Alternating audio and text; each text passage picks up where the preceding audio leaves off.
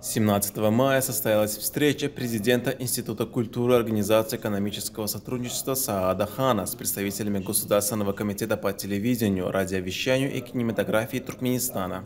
Встреча состоялась в рамках международной конференции, посвященной 300-летию со дня рождения Махтум Кулифраги на уровне министров культуры.